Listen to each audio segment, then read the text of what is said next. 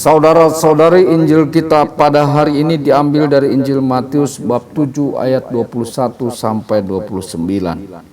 Dalam khotbah di bukit, Yesus berkata, "Bukan setiap orang yang berseru kepadaku, Tuhan, Tuhan, akan masuk ke dalam kerajaan surga, melainkan dia yang melakukan kehendak Bapa-Ku di surga.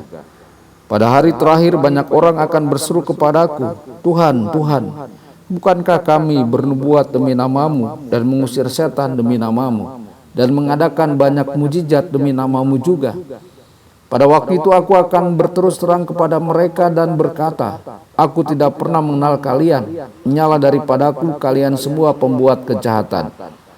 Setiap orang yang mendengar perkataanku ini dan melakukannya, ia sama dengan orang bijaksana yang mendirikan rumahnya di atas wadas. Kemudian turunlah hujan dan datanglah banjir, lalu angin melanda rumah itu. Tetapi rumah itu tidak roboh sebab didirikan di atas wadas. Tetapi setiap orang yang mendengar perkataanku ini dan tidak melakukannya, ia sama dengan orang bodoh yang mendirikan rumahnya di atas pasir. Kemudian turunlah hujan dan datanglah banjir, lalu angin melanda rumah itu, sehingga robohlah rumah itu dan hebatlah kerusakannya." Setelah Yesus mengakhiri perkataannya itu, takjublah orang banyak itu mendengar pengajarannya. Sebab ia mengajar mereka sebagai orang yang berkuasa, bukan seperti ahli-ahli Taurat. Demikianlah sabda Tuhan, terpujilah Kristus.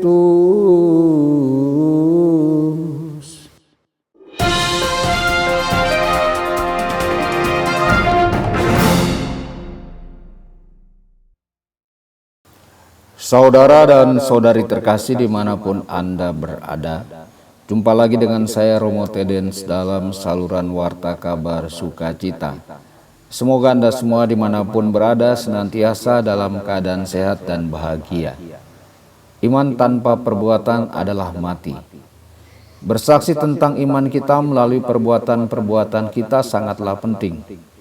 Tidaklah cukup untuk pergi ke misa pada hari Minggu, menaruh Alkitab di rak, menggantungkan rosario di kaca spion. Iman kepada Kristus berarti pertobatan setiap hari, mengubah hidup kita sesuai dengan kehendak-Nya. Bukan setiap orang yang berkata kepadaku, Tuhan, Tuhan, yang akan masuk ke dalam kerajaan surga, melainkan dia yang melakukan kehendak Bapa-Ku yang di surga. Saudara-saudari, melakukan kehendak Bapa berarti melakukan perbuatan amal kasih, memiliki sikap sabar dan melakukan pelayanan tanpa pamrih. Ekspresi iman kita yang sesungguhnya menuntut kita untuk memberikan diri kita sendiri. Iman yang sejati tidak membuat kita merasa sombong.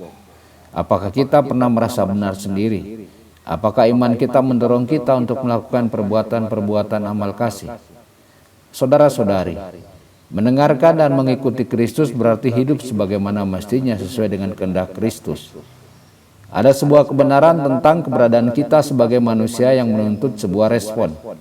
Untuk mengenal, mengasihi, dan melayani Allah di dunia ini, dan untuk berbahagia bersamanya selamanya di dunia yang akan datang adalah tujuan hidup kita. Ketika kita berdosa, kita tidak hanya memutuskan hubungan dengan Kristus, tetapi juga dengan diri kita sendiri.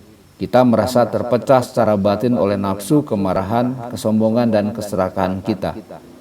Kristus mengundang kita untuk pulang ke rumah, untuk menjadi diri kita yang seharusnya. Itulah fondasi yang paling kuat yang dapat kita miliki ketika krisis melanda. Saudara-saudari, kita bisa menduga bahwa rumah yang dibangun di atas pasir ini terlihat kokoh. Itulah sebabnya tidak ada yang berpikir untuk menguji kekuatannya sebelum badai besar tiba. Hidup kita pun bisa seperti itu. Pada saat tenang, semuanya tampak baik-baik saja. Tidak ada kecemasan, tidak ada ketakutan. Semuanya terlihat bagus di luar. Seperti set film Hollywood kuno, semua tampak baik di luar, tapi tidak ada di kedalamannya. Namun di bawah permukaan mungkin terdapat kerusakan, masalah kronis, masalah yang tidak terselesaikan, kekosongan. Semua itu karena Kristus tidak menjadi pusat kehidupan kita. Saudara-saudari, apakah ada area dalam hidup kita yang kita jalani secara dangkal? Apakah kita hanya berpura-pura di hadapan orang lain? Masalah apa yang perlu kita singkirkan dari hidup kita? Tuhan Yesus memberkati dan menyertai Anda semua. Sabda Allah adalah kebenaran. Sabda Allah adalah kehidupan. Mari kita mencintainya, mari kita menghayatinya. Ya Tuhan yang ku muliakan,